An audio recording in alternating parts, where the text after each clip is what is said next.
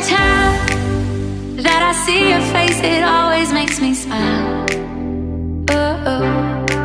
And every time that I drive to you, it's always worth my while. So let me sing for you. What's up, guys? Trevor Lomax again. Today we're talking about sugar. So what is it?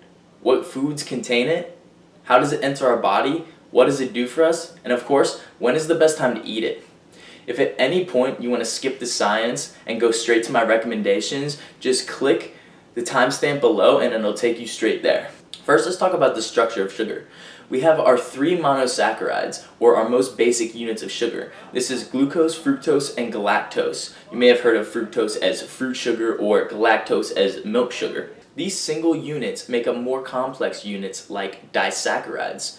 You may have heard of sucrose, which is commonly called table sugar, maltose, which is found in your body from broken down starches, or lactose, which is actually the sugar in milk. Sugar can be called a lot of things in food, like dextrose, maltodextrin, corn syrup, brown sugar, fruit juice, honey, etc., etc. So how do we determine if there's sugar within a food that we're eating? Well, we're going to look at two things. First, we're going to look at the nutrition facts label, and the other thing we're going to look at is the ingredients list. We're actually living in an interesting time period for the nutrition facts label. In 2015, the USDA changed the guidelines of what should be on the nutrition facts label. So in regards to sugar, the new one makes it extremely easy to identify sugars that were added during the processing of the product. The old one, not so much. We can see sugars, but we don't know which of those are naturally occurring in the whole foods within that product and which were added during processing. The added ones are the ones you really want to avoid. The nutrition facts labels should all be updated by mid-2018 unless that date gets pushed back again. So how exactly does sugar get into our body? And when it's in our body, what does it do? So as we eat sugar, or more complex versions of sugar, which we commonly call carbohydrates, we break them down into their monosaccharide components that we discussed earlier. This usually happens in our mouth and in our small intestine by enzymes called amylases.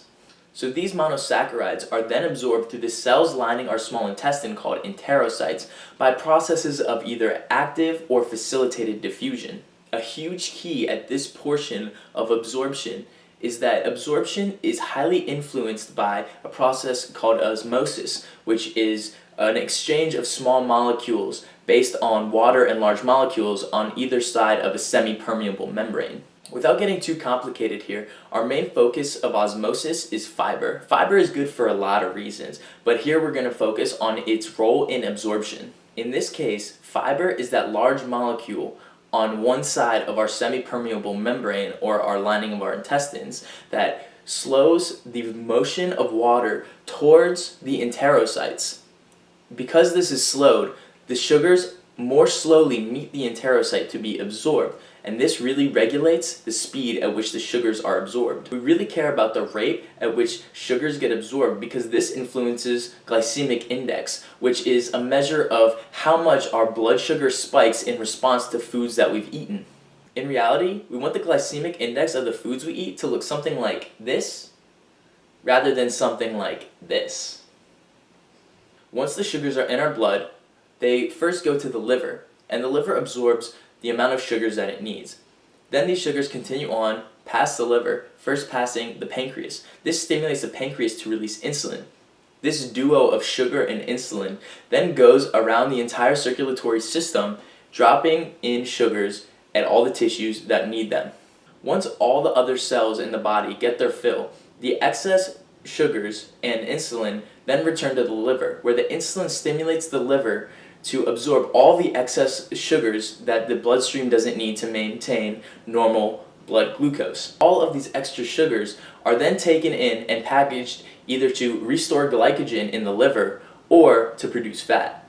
If the liver uses some of these sugars to create fat, it packages them and sends them through the bloodstream to adipocytes, which are fat cells, for storage. Ultimately, our body uses sugar for energy, especially an anaerobic, high-power energy, such as lifting weights, sprinting, driving to the hoop in basketball, or serving a ball in tennis. This is because our body can easily use the carbon backbone of sugars to create energy in the absence of plentiful oxygen.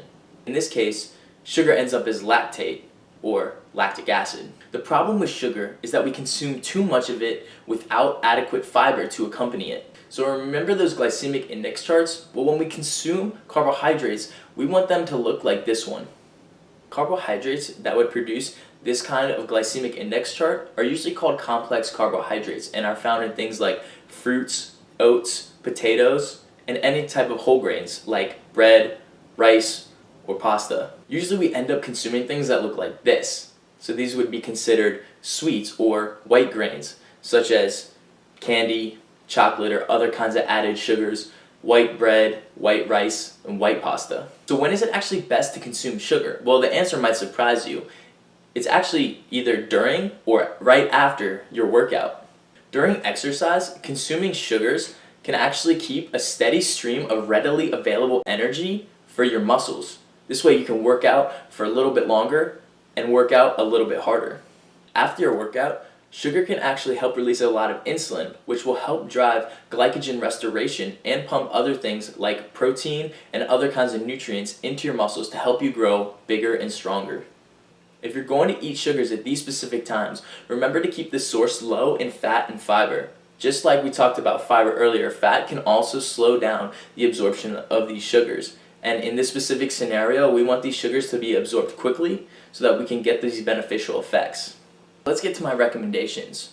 First, keep added sugars to a minimum. Second, the more fiber the better. This will keep the detrimental effects of sugar to a minimum. So get your carbohydrates from complex sources such as oats, potatoes, or whole grains. Third, if you want to get beneficial effects from sugar, then only consume them during your workout or directly after your workout from low fat and fiber sources. So this could be Gatorade, Powerade, maybe even gummy bears. Fourth and finally, remember that balance is key to maintaining a nutritious way of eating. So if that means splurging and eating a little bit of sweets every once in a while, go for it. If you enjoyed the content of this video, please like, comment, and subscribe below. Feel free to comment any topics that you want me to talk about in the future. And as always, thank you for watching.